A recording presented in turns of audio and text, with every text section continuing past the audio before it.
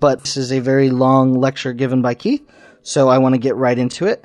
And so here's Keith 418 talking about strategic planning for magicians at Theory on Babylon Oasis. Welcome to the class today on strategic planning. I wanted to sort of give a little bit of a background introduction about me and why I'm doing the strategic planning training. You might be sitting asking yourselves, why you, Keith? 418, why are you the person doing the strategic planning? And just to give you a little bit of background about me, I came out to the Bay Area in 1986 after I graduated from Boston University. I knew no one. I had no contacts in the area. I had never been west of somewhere in the middle of Pennsylvania before in my life. Just decided to come out to San Francisco, thought it would be fun. Stayed in youth hostels, got a place on the Hay, and started looking for a job. And the job market then was awful. But I did find a job working for a peace group that was located in the most god-awful office you can imagine in San Francisco. And it was in a little hole-in-the-wall, terrible, sleazy office with furniture that had literally been dragged from the street after other people had thrown it out. So our director always referred to it as the spanky and alfalfa in the clubhouse furniture from the Little Rascals, which we had managed to salvage. The organization had very little money, had done very little training, didn't have a lot of plans about what it was going to do, and no resources, almost nothing. It was dirty, and the people who were working for it, the guy who started the office was a former house painter from Connecticut, not really well educated, and most of the people working there were crazy. Hippies, wackazoids, people drifting in off the street, marginal characters. Someone once was talking about scraping the bottom of the barrel of the job market. It was very frustrating trying to hire people because we couldn't pay anybody, and we were working for a peace cause that wasn't even popular among the left at the time. But starting in 1986, over a period of 13 years, we went to having a budget of $1 million, 400,000 members in the state, making us the largest group of its kind in the United States, with our own newsletters, huge amounts of our own training programs, our own building, and basically went from night to day. Now the organization has a budget of over $3 million in its 20th year in San Francisco. And at the same time, all of the other competing groups, which looked really marvelous and wonderful when we were starting and that we envy, have mostly gone into the dustbin of history, including some other groups that worked around us and were very patronizing and sort of mean to us. As the little Oliver Twist peace activists that we were, they sort of looked down on us and told us that we were silly, but they're all gone, and our group is still around and flourishing with huge amounts of resources, and is actually planning on retaking the whole United States, even away from the group that spawned it. They're moving into other states, they're starting new offices, so it's going great. Now, often people would ask us, how did you do that? Especially the people who'd seen us when we were starting, when we were in this grubby office with no furniture. How did you go that way? And I'll never forget this one guy in Portland went, well, they live in California, and everybody in California is liberal, so of course they got the money. Which drove my director into like a fit of anger because, he had this vision of us sitting there catching checks just sort of falling from the sky, let's put a few buckets out and people will throw gold into them, which is not how it happened. In real terms, if you were to ask me, Keith, what's the single explanation for this? Was it good luck? No, we had crappy luck. Was it a successful political climate? Not at all. We had no luck, politically speaking. We had setback after setback. Was it media? No, we have no media. This group still has no media presence. In fact, the only time it was covered by the media was by a right-wing San Francisco newspaper that some college student wrote the paper for it and they published it because they didn't have anything else to publish. We've never gotten positive media from anybody. So what was it? It was strategic planning. The group knew how to do strategic planning, and that was it. So this is my experience for 13 years when I worked for the group. So that's why I'm giving the briefing, because that's something I do know something about. I taught other people how to do it. I taught other groups how to do it, and I experienced it. So that's my background. We can ask, what is strategic planning?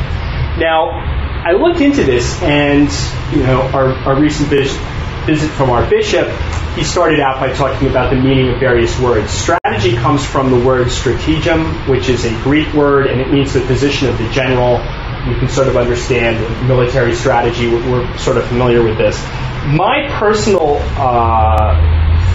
definition of strategic planning is planning that builds towards something.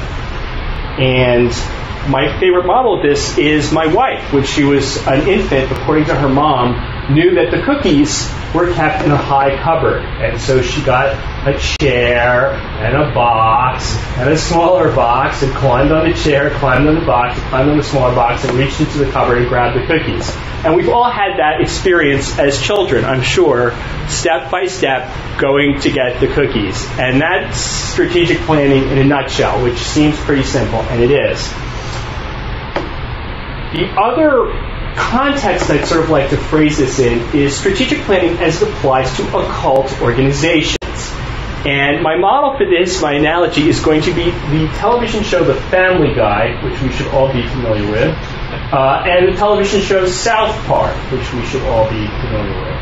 And in a recent episode of South Park, one of the main characters complained about the TV show Family Guy and the way it was structured. Because if you've watched Family Guy, it's a 30-minute show, 22 minutes minus the commercials, and the characters just sort of go off on these little funny reveries all the time, little memories, little flashbacks. They're humorous.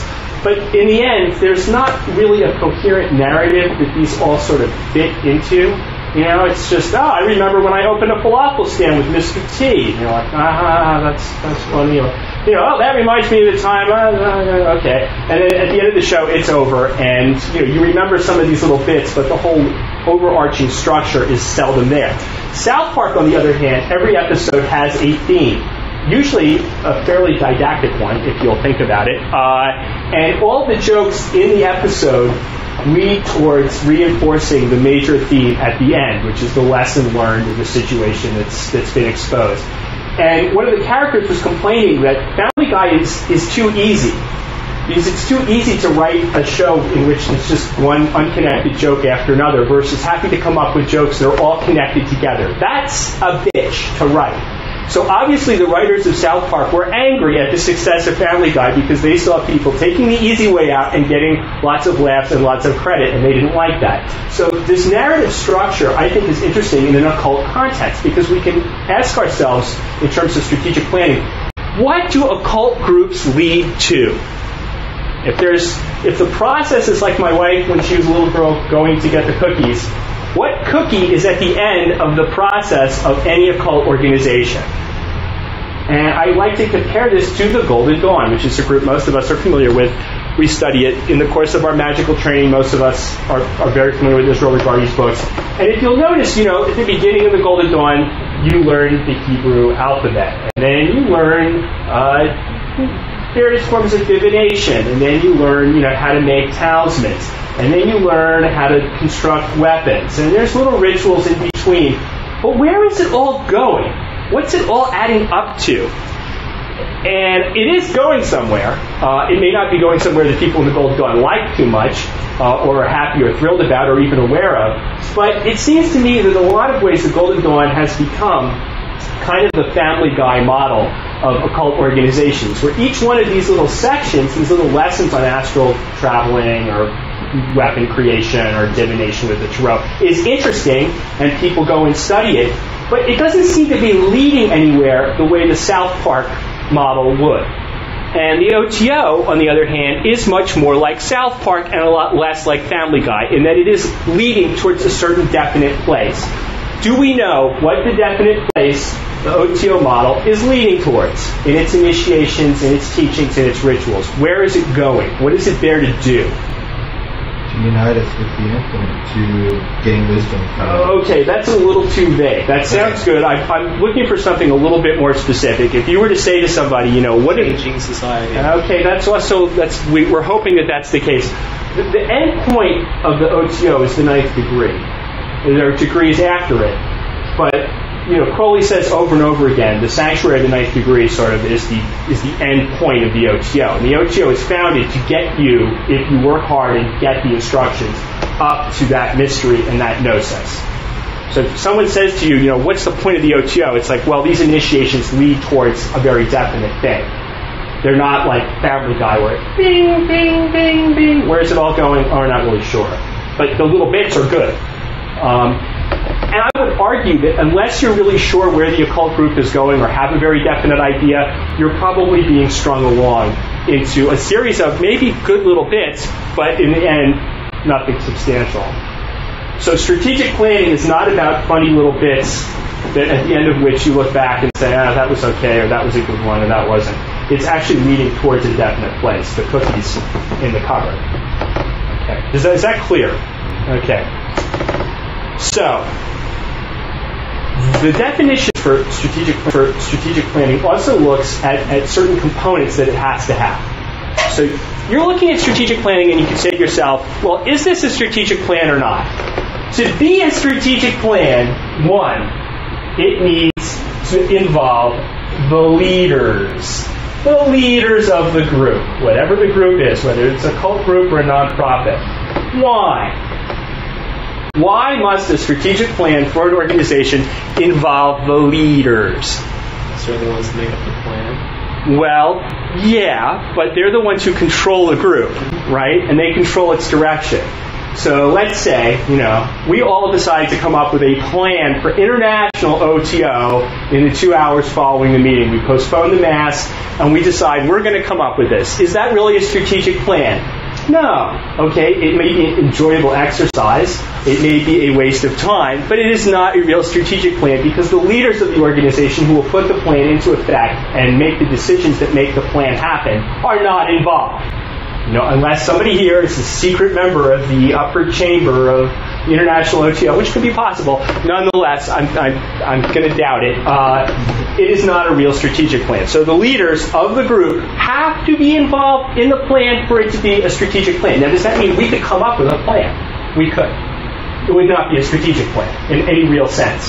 It would be a fantasy. It would be fun. It could be a cool exercise. Not really a plan. So the next category is it was created by studying the possible effects of changes both within and without the organization. Now, why would strategic planning have to involve calculating the effects both within and without the organization? All right, let's look at this. If you come up with a strategic plan, will it affect the people within the organization? Obviously, because they must be the ones working on that plan. Outside the organization, it's going to see what the organization will do in the larger sphere. You were talking about changing society. Who was talking about changing society? Okay, if it's a plan to change society, we have to detect what effect our plan is going to have on this society. Now, the best kinds of strategic planning are like this sort of, step-by-step process towards the cookies. And if the first part of your plan doesn't change the organization itself, you're not going to be able to get to that next step. So the change that you want to have within the organization and the change you want to have outside of it have to sort of bounce off each other and mutually reinforce each other to be a true strategic plan. Just keep that in mind, because this is like the best of both worlds scenario. In the best of both worlds, your plan helps get what you want in the outside world. Like, hey, everybody starts, doing what we want them to do in the larger sense of things, and it also helps the group within, which is, makes sense. If we want X to happen outside, we should have a benefit inside the group. Next, the strategic plan will influence the governance, leadership, and operations of the organization. This sounds kind of brain dead, right? It'll affect the organization, it'll affect the governance, it'll affect the performance. But let's consider something. Could we come up with a plan that would have absolutely no effect on the operation of the organization at all? We could. Would it be a strategic plan? No. It would be useless. If we came up with a plan and it wouldn't affect the governance, why have the plan? The people running the organization are using the plan, so it has to have some effect on that. They have to be involved with it, and we're using the plan to gauge the performance. If we have a plan and we don't change anything that we do, then it's not really a plan. It's a diversion. It's a diversion, maybe, it's an exercise, it's a theoretical thing, but it's not really a plan. Lastly,